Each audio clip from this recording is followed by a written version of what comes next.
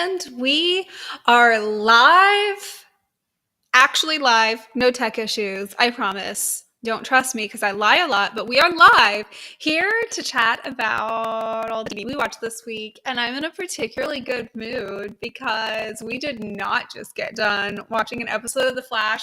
Instead, I've been watching literally anything else. It's so great. This was the week off from The Flash, so we have some good quality stuff to chat about tonight. I actually made an agenda, but the most important part of this is who I have with me. So let's drag in my fearless cohorts. What do we call? Not cohorts. Well, let me figure out how to set a background. There they are. Co-hosts. You guys, it's been a day. What's up? Kate and Carey. Doing well, hope you are. Yeah, I'm doing good. Good. Well, me and my last brain cell are doing great. You know what we can blame that on? We can blame that on the fact that I have been catching up on Riverdale this week. I had gotten really behind on Riverdale, and I'm a Riverdale apologist, as I'm sure you know. I think the show's so much better than people give it credit for, which is like a low bar to set because people give it no credit, right? But I feel like it's a crisp medium. It's not great, but it's much more self-aware than people have given it credit for. With that being said, I do feel like I go brain dead when I watch it, and I have been watching many episodes. So if I simply lose the ability to speak, function, and communicate in an adult level, that would be why. But there is one thing that I do remember, and that is that we start this show with news. So, Kate, is there anything new and newsworthy for this week? There's a couple things. So this week, Bridgerton was announced that season 2 has officially reached top viewed English season on Netflix of all seasons. So that surpasses what they set for season 1 last time. And then also on the Marvel front, Thor: Love and Thunder released its trailer, and people are freaking out about that. So that's kind of the two big things that happened this week. Was there a romantic scene or something in the trailer? I didn't watch it, but I saw tweet screenshots between him and Chris Pratt's character, or are people just reading into 2 seconds? It's very much like a tongue-in-cheek joke. That if people are reading into it, they're really, really trying to read into something that's probably not there. Okay. Well, it's Marvel, so, they have some homophobia to live up to.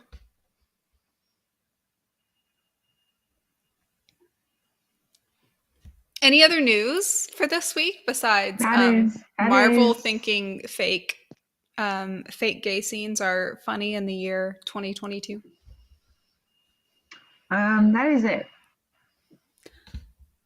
Fantastic. Well, it's almost newsworthy that I made an agenda, if you really think about it, considering how infrequently I actually do that. But that's because we actually have the option to talk about a couple of things tonight, since we don't have to start off with some despondency regarding me still being held captive by the Flash. And since we started talking about Marvel, I just kind of want to continue that particular train of thought because, Kate, I know you have been staying current on Moon Knight. I have not been current on Moon Knight. Carey, are you watching it these days? I've seen the first episode. Okay, awesome. Well, Kate, what have we missed? And why is this what I should watch on an upcoming road trip? It's it is kind of your classic Marvel property with the MCU. It has a lot of the standard things. I will say it is a show that is far more leaning into the horror elements that they're venturing into more often, as well as addressing, however accurately I describe it, mental health issues. So. Okay. The main character has is supposed to have a dissociative identity disorder, and it is following him trying to deal with that, as well as deal with the fact that he is basically the avatar or the human hand of Khonshu, the god of the lunar god of the Egyptian deities. And there is Ethan Hawke being a bad guy that used to serve the same god and now he serves a different god. And there is a romance element with a character that consistently is just done with everybody else around, and she's hilarious. Is she in There our is a thumbnail? lot of. I didn't actually get a chance. Let me check and see what the thumbnail is. I will pop it up here in place of my face. How's Okay. that? That is her and the main character, yes. Lovely. She appeared to have promise from what little I saw of the, show and images. And when I saw that particular image, and I think I saw like a gif of it or something like that, it's like, I'm interested. I'm listening. I like her already. Mm-hmm. It has a bit of a different element. It's an element that we typically don't like, Okay. love triangle, but in a way that we don't typically see.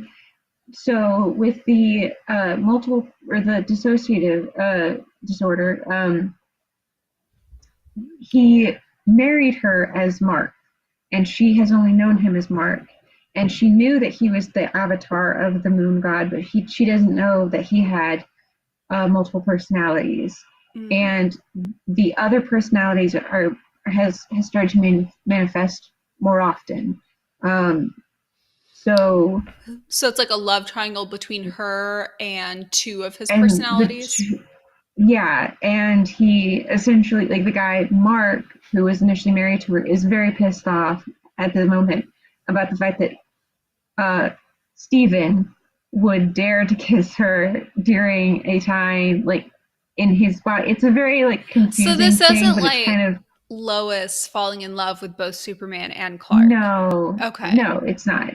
This is very much, and this is from what I understand. I talked to a semi-expert about the Moon Knight comic books recently, and he was saying that this is kind of similar to what happens in the comic book. They have renamed the female character to put her in Egyptian descent. She is actually in the comics an American woman, and they've changed that in the story to kind of give her a clearer connection to the Egyptian lore that they are exploring. But they are going through tombs. It's very like Tomb Raider, horror, God influenced levels of superhero stuff. Mm-hmm. It's very interesting. The last half of episode 4, it's it does some things that as a theory person am fascinated by. I want spoilers. Do I need to cover my ears? Carey, if you do not want spoilers, Carey, cover your ears and I will give you a thumbs up when you can keep listening. So essentially he gets like shot halfway through the show or halfway through the episode 4 and presumably dies, and he wakes up in a form of a mental hospital that you're not sure what it is, and all the other patients are people of his like life that are running around, and this person that has like is running the hospital is the guy that is the villain. And I would assume this is all metaphor. This is all basically leading up to something where he's communing with a god that is going to help him through the rest of his journey. But it's very different from the prior hours of the show. And that's only in episode 4 that we already have. Okay. It is yes. That's really soon in a show to like go through like life or death type of stuff. Okay, well, I've had my fill of spoilers, so feel free to give Carey the thumbs up if you like. Okay. I'm very curious where it goes from there. Carey, I can't believe they get married and live happily ever after in the 4th episode. Just in the kidding. 4th episode. There's 2 more left. Right. What are they the going to Moon do? Knight. They've already saved the world and everything's good again. The funny thing about Yeah. that is that doesn't spoil anything for me because, like I said, I only watched the first episode, and I don't unless the love interest was the woman who called on the phone, if I'm not mistaken. But we didn't see her in the first episode, right? Oh, I was just making up Mm-mm. stuff. I know, Oh yeah, but she I'm was just just saying. making stuff. Here's a question I have for you, and hopefully it doesn't spoil anything. But one of the things that I've sort of appreciated about the first episode and what I've heard about Moon Knight is it's a Marvel show, but you don't have to be sort of steeped into the quote unquote MCU to enjoy it. So I guess the question I would have is, and it's probably either a yes or no. You're talking about that I did not listen to. Were there any allusions to the greater overall MCU, or just sort of we just talking about a different sort of theory altogether? Yeah, it's a completely. I mean, they haven't made any acknowledgement of the rest of the MCU pretty much at all. I think there might have been one comment, kind of as like a joke, um, in the earlier episodes, but I can't remember exactly. He made a couple different like pop culture references, so I can't remember exactly what was said. But it's not connected with the Avengers really. It's not. I haven't seen the Eternals yet, but I don't think it's really connected with the Eternals. It's very much its own thing. Um, it I still kind very of much like has that. that That like gives a yeah. I do greater too. appeal to watch it personally. Well, there's some parts of like the MC that's really fascinating how much they like interweave everything and all these different stories and how they're able to mix these different types of tones and toned characters. But then it is nice to have like a removed character, at least for his introduction, because we're so used to it now where it's like you get the Peter Parker introduction, which is just like in a mix of everything else. Mm-hmm. So I liked this reintroduction of it being a very separated introductory story, and I think it was really necessary for how narratively complex some of the things they're doing with the whole his story. It'd be kind of hard to explain the nuances of his character and the background of what has led him to this moment in the mix of a whole bunch of other like superhero stuff that would be flying around. It does, however, still very much feel like it has the tone of a Marvel movie. It actually has a very similar tone to what I remember having Doctor Strange having, Mm-hmm. of slight horror elements to it. It's not a horror movie by any means, but there are like some jump scares and creepy elements to it of that kind of are symbolic of his dissociative like phases, as well as like whenever the gods come and talk to him and other characters, it the other people in the world do not experience it in the same way he experiences it. So it's very creepy, and sometimes it is played for comedy, and sometimes it is definitely played for horror. Mm-hmm. Well, I do like the idea of like light horror elements. I don't tend to gravitate towards TV shows that are like 100% horror. Like I dabbled in a season or two of American Horror Story, but like having some suspense, having a little bit of jump scare, and then having it be like the mental psychological angle, I think sounds really appealing actually. You said there's 4 episodes out. Do you know out of how many in the season? 6. Okay, 6. Okay, so 2 more. So I may Yeah. wait and marathon it. Stormy in the chat has mentioned Moon Knight was just way too confusing for her. She does have a question about kind of a news element that we didn't really get into. She says, I know we aren't talking TV Flash, but I do have a question about movie Flash. Given that Ezra was arrested again for assault, what should be done about that? So regarding the casting of movie Flash. Do you guys have an opinion about that? I discussed this actually recently on a podcast that won't be out for a while, but I'm curious what you guys have to say. Yes, I do have a position and a theory and what I'd like to see happen. Okay. And it's going to probably surprise you, right? Um, I would not be at all mad if they decided to go with Grant Gustin as a Flash. I think if they used him as some sort of alternate universe Flash, because they've already sort of established this multiverse in DC, and he's already sort of appeared with the movie version of the Flash. If Hmm. they take Grant Gustin, let him play a different version of the Flash, um, and sort of not tie him to what we've seen from his version on the television show, I think he could sort of step in there and they could do some intriguing and interesting things with him as an actor and that character. Take all the good things that he's done with the Flash so far, get rid of all the sort of garbage things that they've done, give us an alternate, different version of the Flash, and I mean, Flashpoint and all that good stuff sort of sets up for what they can do. And he's proven to be a much more reliable person, character, actor than Ezra Miller has, unfortunately. But I mean, I'd like to see that. Yeah. Um, I don't really have an opinion on it. I haven't seen the Justice League movies. I haven't seen much of the Flash in recent years either.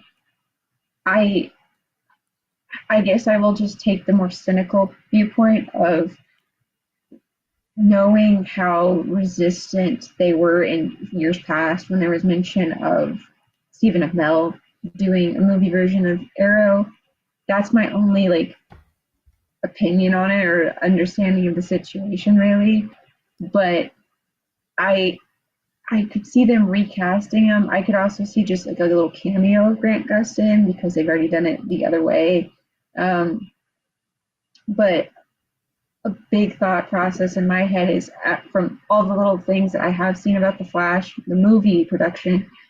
I just wonder if it's just going to be a canceled movie that they'll have to revisit that storyline in a different way if they want to cover it at all, or they might have to change their entire trajectory because this movie has seemed like it's been in production for a decade, and yeah, I haven't heard anything positive about it. I kind of get the sense that the entire movie would be scrapped. I'm with you on that. I I do like something Stormy has mentioned as an option, and I don't know how this fits within production and the script they're working off of, but she's mentioned they could just kill off or send off in some way Barry Allen and get somebody else to come in as Wally or Bart or something like that. One thing which Carey you mentioned, which is the one wrench in my immediate gut reaction of no, they're not going to mix TV and movie universes, is that they have very specifically mixed the Flash TV and movie universe already. That is something they already chose to do and put on screen. With that being said, if they were to pull from the TV universe to do something in the movie universe, even if it's not for the Flash movie, let's say there was a scheduled Flash presence in some other DC movie, I like the idea actually of pulling a Wally, and of the TV universe, I like the idea of pulling TV Wally better than pulling TV Barry. I think Keenan could do a good job, and I think he could translate to movie screen quite well. So I'm not sure what they'll do. I get the sense the movie will be scrapped.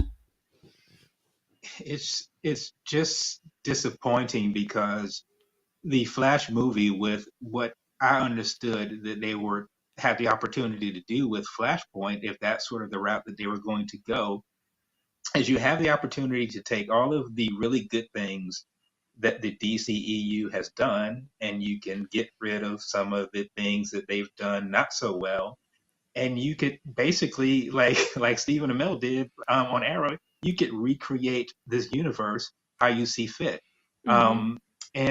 and not having the sort of apparent opportunity to do that with a tentpole character like the Flash with Ezra Miller because he's so unreliable. That I mean, it's strange because in 2008, um, they cast Robert Downey Jr. to play Iron Man. and that was a controversial casting because he had similar sort of issues in terms of reliability as a person and that sort of thing. But that worked out incredibly well. It just seems like DC is just cursed, man. Yeah.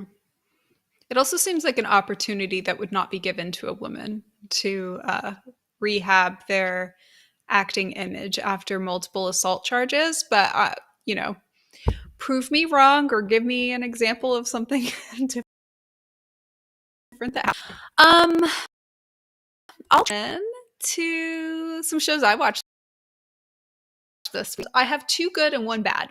And well, I've got one good, I've got one medium, and I got one bad. So let's start with the good. So Kate, you were talking about Moon Knight as a show where, let me swap these around. There we go. Moon Knight is a show that's like representing mental health issues, and I just got done catching up on The Good Doctor today, and I would just cite that as another example of that being done well. So in the latest episode, we saw issues from serious issues like autism, you know, the main character having that, to like lower level issues. There was a patient who had dyslexia, but he was in the hospital for a few things, but was also like bullied. And that's why he, you know, there was some perpetual injuries going on there. And it was just really interesting to see issues like bullying or fear where you're at, where you're living kind of be handled in a really gentle and tasteful way.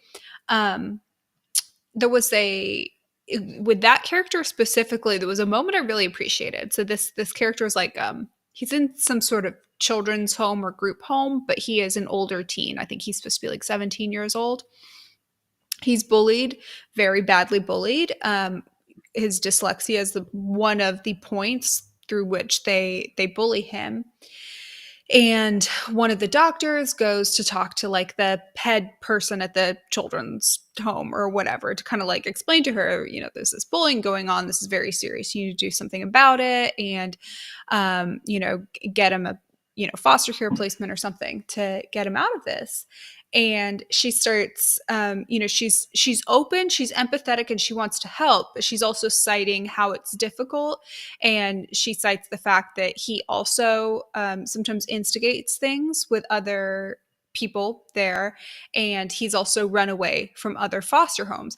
And the way they handle this is so kind and tasteful, because they have somebody who they believably present him to you as an older teen. Okay, they don't pull the card of like making him look 12 years old, so you get this like pity for like a young child. He is believably an older teen, and they don't build a sort of like model foster child story around him where he's just like a perfect kid who's bullied. They show that he has also, he does things to aggravate the other children. He has run away from foster homes, whatever. But they continually pull you through with one episode, just the story where you feel empathy for a very real character. And it's also not a character with like a serious mental, disorder, disability. They've used both of those terms with regard to their continual character who's autistic. This is more of like a learning hurdle, a learning challenge, and they still have that same level of like kindness and taste. Every single episode, I'm continually impressed with how the show handles this, and you could tell they put extra care into it, because not all elements of the show are at this quality. Like, their romantic storylines, good, but nothing to write home about. Their characters, good, but like aside from how they handle very tricky situations, nothing to write home about. They're not going to win a soundtrack award. They're definitely not going to win a set award. Like, nothing else about this show is like the greatest quality, but anything that has to do with like difficult people or difficult issues, they handle so well. So that's the good. Here's the medium. This Is Us. And I'm not going to go down this rabbit hole on This Is Us, because just like, we're almost done. We're almost out of the woods. We're in the final season. Here's what I want to say. Do either of you watch This Is Us right now? I just, okay. This Is Us surrounds 3 triplets. 2 of them are absolutely insufferable, miserable, terrible, awful people, and 1 of them is wonderful. And this is the final season, so they're giving everybody their ending. And I would say they're giving everybody their happy ending, but it's like not necessarily like their perfect happy ending. It's like a little pie in the sky happy ending, but it's also supposed to be like realistic and like tearjerkery and tough. Please understand, I'm being ridiculously like biased when I say 2 of them are awful.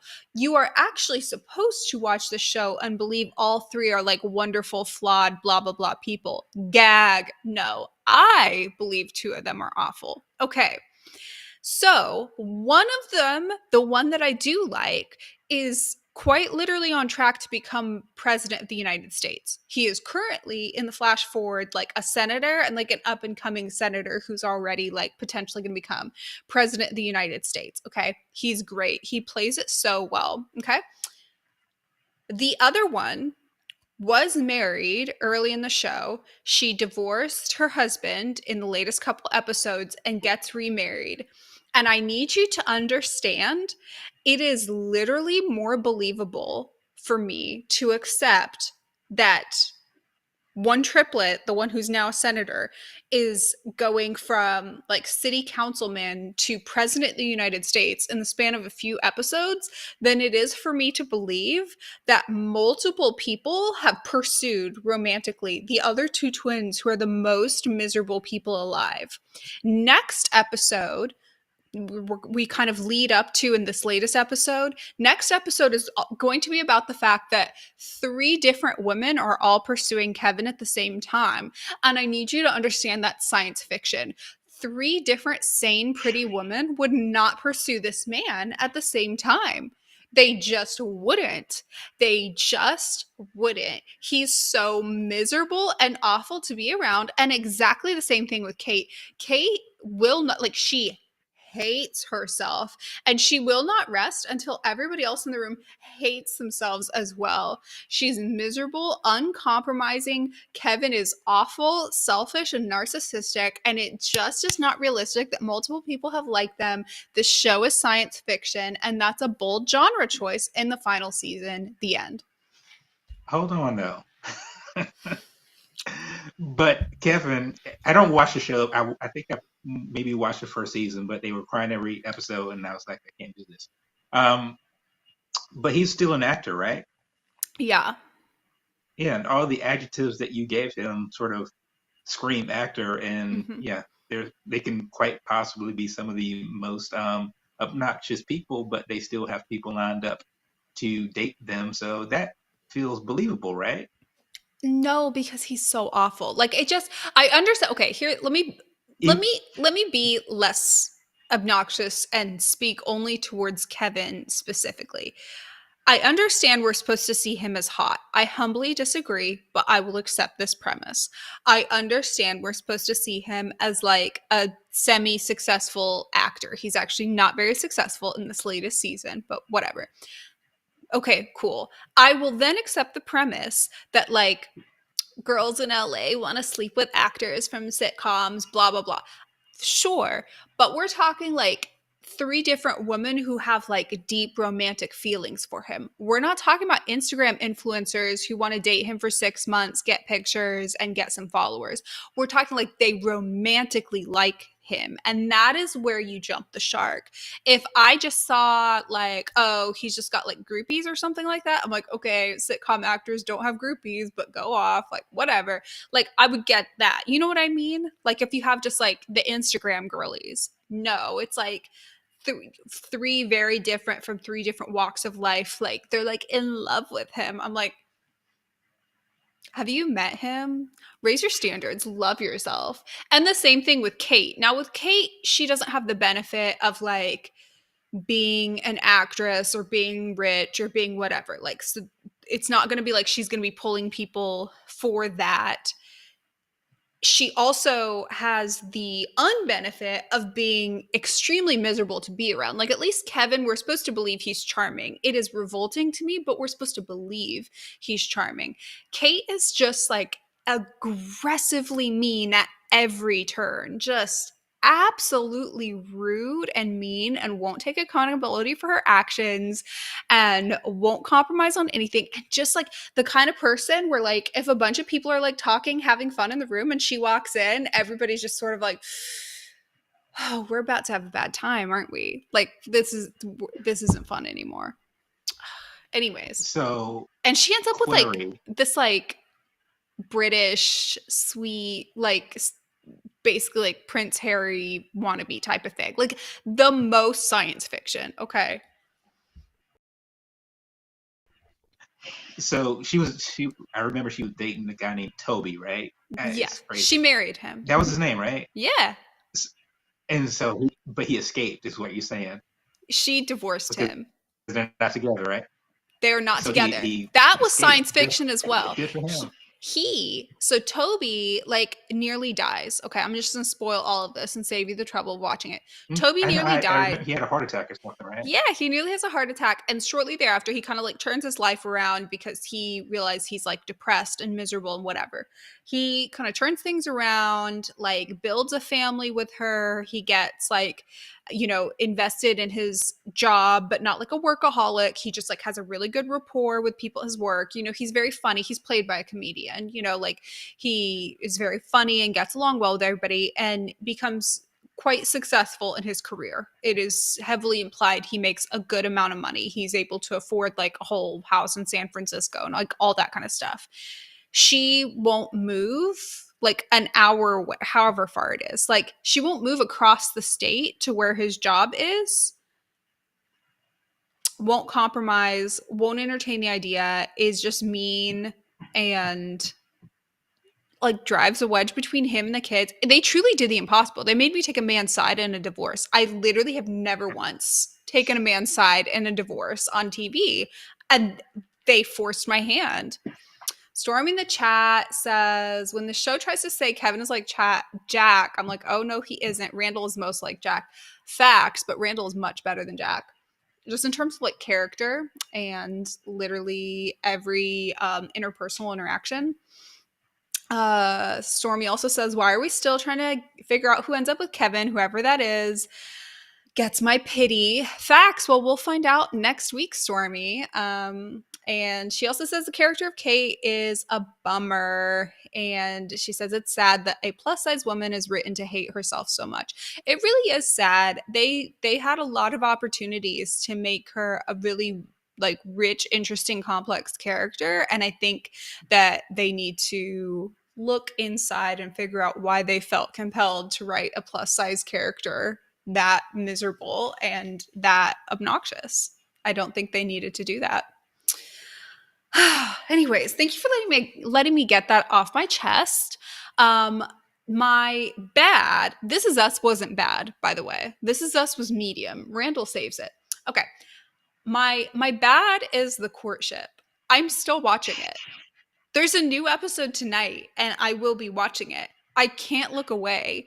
It's a train wreck.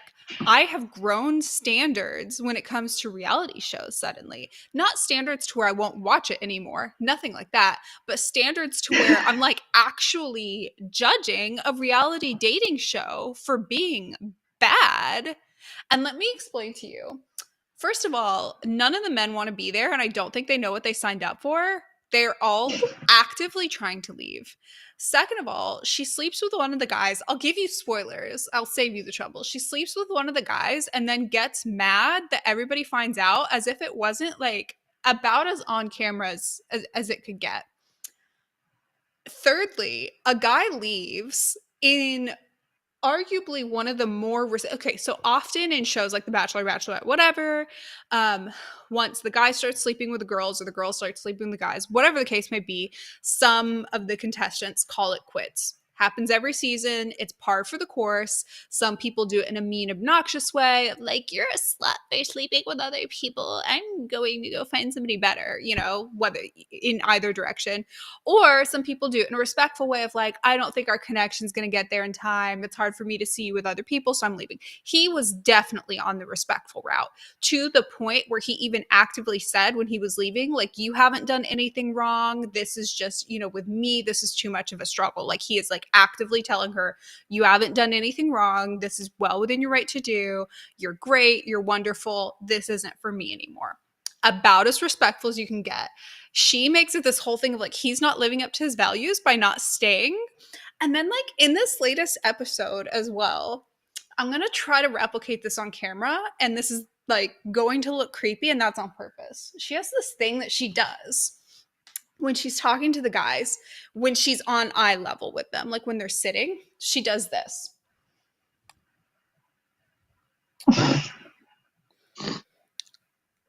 And I'm just like, I don't think you look how you think you look. She's one of the prettiest people I've ever seen, by the way. One of the most beautiful people I've ever seen. They need to stop shooting her face from this angle. Like, it's so weird. Anyways, production's terrible. This is why it was sold to cable. Gonna watch the episode that airs tonight immediately upon the end of the stream.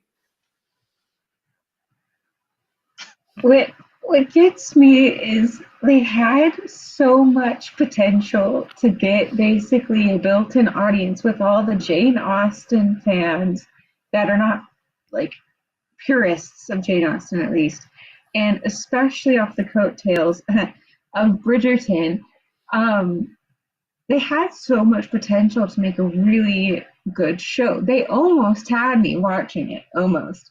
And then I saw how the show was actually structured, and I was like, no, not going to happen, because every episode they have this girl in a position where she should be courted by all these guys, and every episode is 60 minutes of her begging the guys to pursue her. It's so demoralizing. It is 60 minutes of watching one of the most beautiful, accomplished, like former cheerleader, has a bunch of degrees, comes from a great family, just like everything you could think of. Check off down the list. There's a reason she's a lead, okay? This wonderful woman begging the most insufferable guys who clearly have no interest in like marriage or being there to like pursue her. It's so uncomfortable. It is literally so uncomfortable. She is not like, unless you like really buy into like a few little trappings at the beginning of the end of the episode where they're kind of like asking to be there, she's like not being treated special.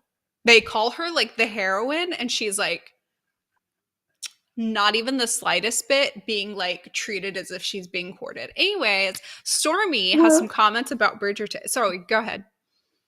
I was just going to say, like, to me, the entire concept is very much like, and this is going to be kind of specific and personal, but like when some guy asks you, hey, what's your favorite book? And you say a really specific classic, and they offer to read it, even knowing that if you know anything about Jane Austen, it is what it is. Like, if you're going on here in the pursuit of a woman, there is very clearly, she was a fan of the genre, whether it be classics or historical romance fiction and the erotica variety. Either way, she has some interest in this genre of book or fiction.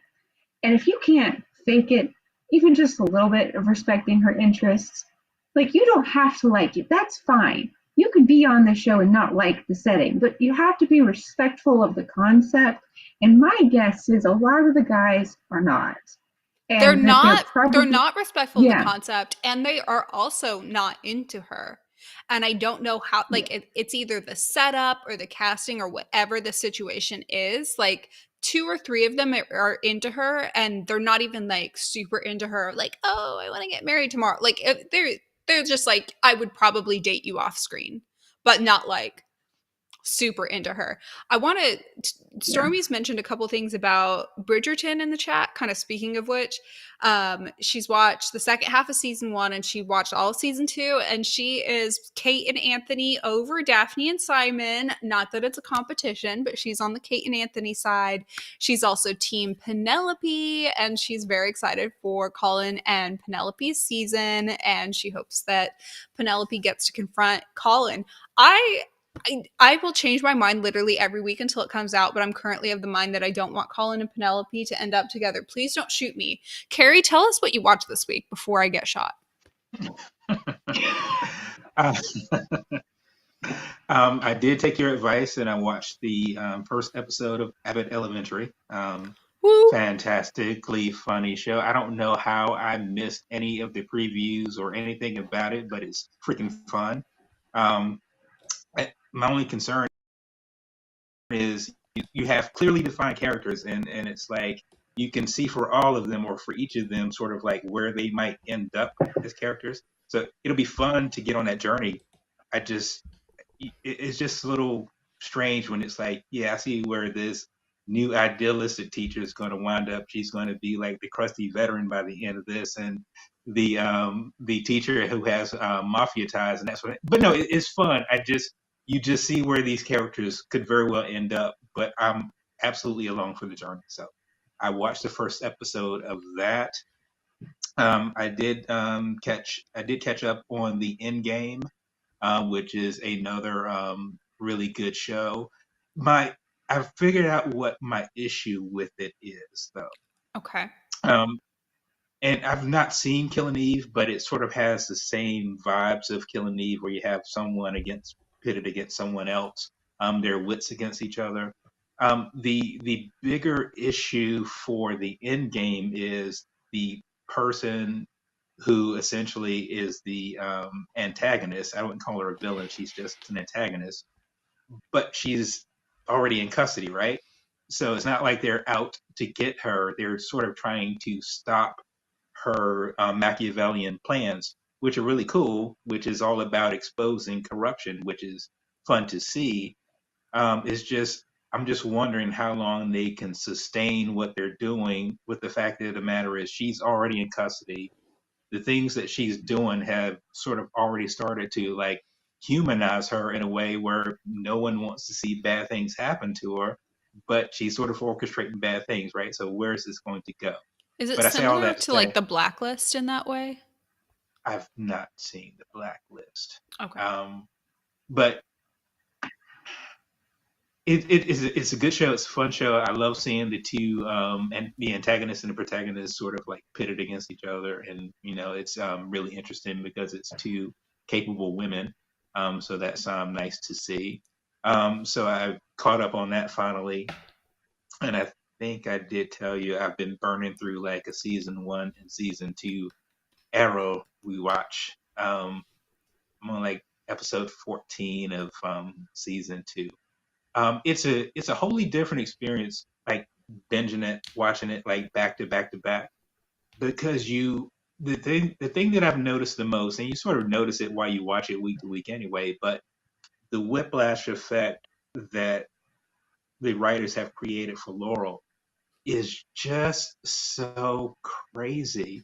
I mean, from episode to episode, it's like, I love Tommy, or I love Oliver, or I have a job as an attorney, or I'm like, I have a drinking problem, I have a pill problem. Sarah's back. I want her back forever, but I hate the fact that she's here and she's in a relationship with Oliver, and it's just so many different things. Um, you just have to wonder, like, they said, hey, okay, we're making an Arrow show, we have to have like a Donna Laurel Lance, but we don't really know what we want to do with the character. They didn't do her any favors at all. um and so I'm sort of surprised, like, later on when they like finally killed her off, that she was actually like agreed to come back. I'd have been like, deuces, I'm out. um but but yeah, no, it's just been fun, particularly because it's been so long since, I mean, probably since they came out, that I watched the first and second season. Really, really great show. In some ways, it's sort of strange to realize from how this show started that we have this quote unquote Arrowverse that we have now. In many ways, I kind of sort of, I don't want to say I wish we didn't, but I kind of sort of in some ways wish that they had taken a more overall grounded approach, because some of the things that they do now are so fantastical, and I say that as a Legends fan, right? But some of the things are so fantastical that it's just like, this show started with a guy running through the woods, trying to get off this island, and now he's created an entire universe. It's like, okay, no one saw that 8 years later, did they? I was one of the ones advocating for him to not get a real mask. I actually liked the paint thing. They, I thought that added a level of separation from like quote unquote cheesy superhero shows, which was, if you think back to when this came, what was it, 2014 or whatever. When you think back to that time, and no offense to Smallville, but in my mind, it sat as like kind of a little old, a little cheesy. This idea of like mask, whatever, was just so different than what Arrow season 1 and 2 really was. So, which with it, by season 2, he had a mask, whatever. But I really wanted it to be that like extremely grounded, like basically just tangentially superhero show, and it just continued down the mask route. And I think there could have been a happy medium between the absolutely no masks at all, like this is just like street vigilante stuff, and the number of masks they had by the end of the show. Well, what's interesting, I'm sure you remember this way more than I do, but you know who gave him that mask, right? Felicity gives it to him, isn't it? Who does? Kate, do you remember? Barry. Oh, that Felicity tracks. puts it on him, but Barry makes it. Okay. Yeah, I watched it the first time around. It was season 5 was already out, so I marathoned all the way through season 5. And your point about some of like the ups and downs, the inconsistencies, and everything else, it was like my first exposure to it. And there's basically an essay I wrote Cammie when she was doing the Arrow Squad that was a delicate and kind summary of my thoughts on Laurel at the time, and it kind of has other people and other things were symptoms of the problem, but she was the most obvious. And I agree that when they started to introduce other shows and other characters, there was an element of them chasing this like medium stance of the grittiness. So in season 3, they started to add a little bit more light and everything, and it was still okay. But then following the success of The Flash, the first season of The Flash, season 4 of Arrow was extremely light and extremely campy and had a lot of magic in it, past anything that was just like mystic. And it's regarded as one of the worst seasons a lot of times, season 4. And people all the time point to the relationship problems between Oliver and Felicity. And I think there were already issues in season 4 from episode 1 of season 4. And I think it took them a very long time to get back to the level of grittiness that they had in later season 2 and season 3. And I don't think they ever got back to what they had in season 1. And it's not that season 1 and 2 were perfect. I just think that they managed the tone and understood the type of show that they were running a lot better back then. Season 6 was the first season, I think, that they started to move a little bit closer to it, but then they had the whole Civil War thing, that was just a mess. But then season 7 did a really great job of trying to do a lot of legwork to put back into that tone, and then season 8 was just him traveling through time and space. I wholly agree. And what I tell you that I noticed from my rewatch season 1, season 2 really, really easily. First of all, there are a number of different sets and locations that they visit. It's not just all bunker shots. And it's nice. I mean, I know that like Amel and David Ramsey are older folks, and Emily as well, but like the first 2 seasons had adults in them. I mean, they had Moira, and I wholly miss that woman. Had her and had Walter, and it was just it was almost like, I don't want to say it was like Dynasty with like a superhero element to it, but there were adults, and there was a level of, what's what I'm looking for, maturity that they really stuck with in those seasons.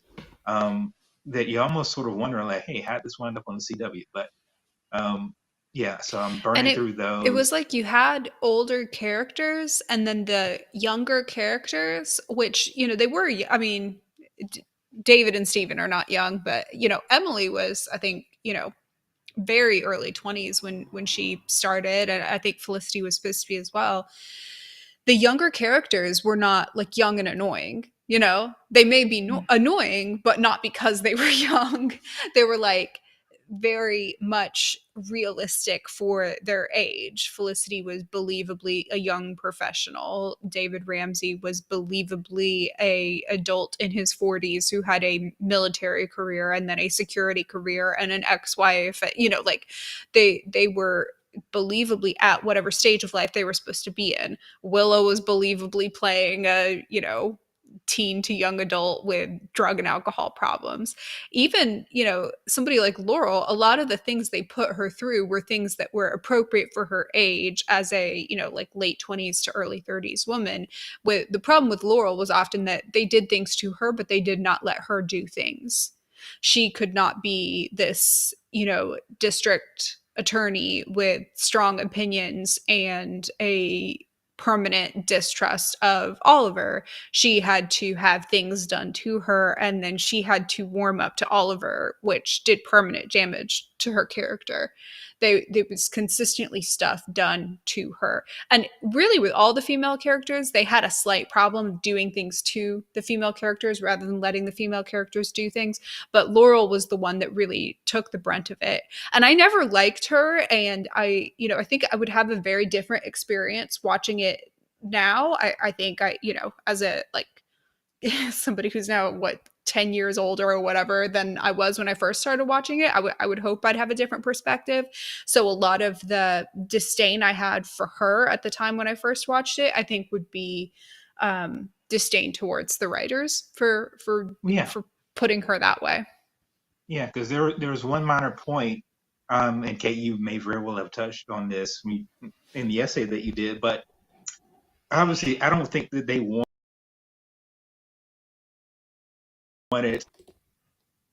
the audience to like Laurel. And one of the bigger revelations that happened was when Sarah showed up. She relayed the story that this is, I guess it was before Laurel and Oliver started dating, but Laurel knew that Sarah liked Oliver. And so she snuck out the house and went to this party that they were going to be at. And Laurel knew that she did. So she tipped off her dad to shut down the party, which got Sarah in trouble and got her grounded for like a month. And the next thing that Sarah knew, Laurel and Oliver were dating. So that was like essentially a fundamental act of like, hey, I don't like to use the B word, but it was basically a fundamental act of betrayal, right? Mm-hmm. And so I don't know that they ever really sort of figured out a way for that to try to redeem that character's It's wrong. an But irredeemable action. It's a small yeah, action. You would think that it would take something like murder or whatever to make a character irredeemable, but I think especially in like something a show that has any sci-fi, fantasy, superhero elements, irredeemable actions are where it belies a character trait that should never have been there. It's not a character trait you slipped into. It's not dabbling with darkness. So having a situation wherein you would call the cops on your baby sister and having a situation where you would then try to take the guy that she was interested in, that's just not redeemable. There's no excuse. It wasn't necessary to save the world. It was there. There's just something extremely you know, kind of selfish and corrupt about that would make you not want to trust this person with the nuclear codes, right? Now, I think the reason they needed her to be unlikable is that they can't believably have her character trust Oliver. They tried. They kept trying to get her to trust, you know, then putting her through things to force her to trust Oliver, and he rescues her, this, that, the other. But the history that he has with her makes him irredeemable in her eyes. And for us as viewers, we can't ever believe her then trusting him. So they need us as viewers to dislike her so that we like him. We yeah, cannot like both of them. We can like both him and a villain. We can like both him and Malcolm Merlyn. We can like both him and Isabel, or him and Carly, or him, you know, any of the other women he's been with who were villains or were bad or were good or whatever. We can like him and many people he's at odds with, but not somebody who fundamentally is correct in her distrust of him. So she constantly has to get this underlying villain edit, and it worked. Like, it worked on viewers like me, and I think it would work again today. It would just probably work on me in a different way. Well, and I mean, even before that, with the Sarah betrayal, before they wrote that in, from go, they had a big problem with the decision of having Sarah on the Gambit. If they had interwoven the Lance family in a completely different way, they wouldn't have had the same problem. But he wouldn't have been such a messed up guy. Like, he wouldn't have been put in such a low point going in. So they did it very much as a way to set him as low as he can go on that standard for him, to his advantage as a story arc. But they didn't consider the lasting repercussions of her story arc. And the moment he gets back, she is in the right to be mad at him, to be angry with him, to have unresolved feelings. The problem is she has had unresolved feelings for 5 years with a man that has been supposedly dead and has basically been unable to move on. They have trapped her as a character in this hate cycle of a person that she should have thought was dead for 5 years. And it not only sets you up to not like her because she doesn't trust the main character, understandably so, but she has a hot and cold antagonism with him because it's, I hated you for 5 years, but hey, you're not dead. I hated you for 5 years because of what you did to me, but you're not dead. Mm-hmm. And it was that dichotomy that they kept on trying to walk and say it was nuanced when really it was just clunky and uncomfortable, and they were trying to give her a nuanced story when it should have been him with a nuanced story, and it basically gave her the short end of every possible stick. And they had the same issue with Detective Lance, but they resolved that so much better. Same sort of situation. It's just crazy, but I'm having a blast catching up on this show. Well, I look forward to hearing your thoughts as you continue it. If you are on episode 214, you are only a couple episodes away from yet another iconic installment of the Gray Blanket appearance, which shows up in episode 216. 216, I think. Am I missing some lingo here? The Gray Blanket appears multiple times throughout the show. It appears. Is this what Felicity wraps herself in or something? Or yeah, they give her this. It's after.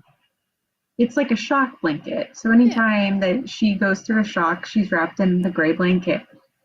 It's almost as infamous as the red jacket of death. Yes. Yeah. Once upon a time in 2016, I want to say, I was at a con that Stephen Amell was at, and he made the claim that you could list any scene from Arrow and he'd be able to tell you exactly which episode it came from. Like, that he had like a perfect memory. And I'm like, a few rows from the front because I'm, crazy and got towards the front. He's like, somebody stand up. Give me a scene, any scene. So I'm like, okay.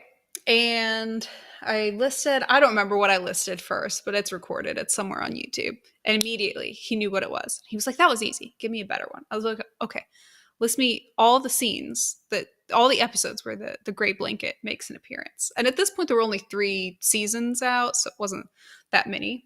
But he was successfully able to do so. And then there was something else. I asked him how many times Oliver shook, or which scenes Oliver shook Felicity's hand, I think it was. And he got 1 right and 1 wrong. Anyways, that's why I know that.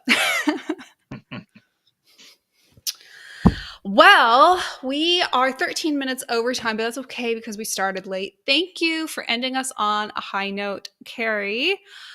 I hope you guys have a wonderful rest of your week. I will see you probably next week. Bye. Have a good one.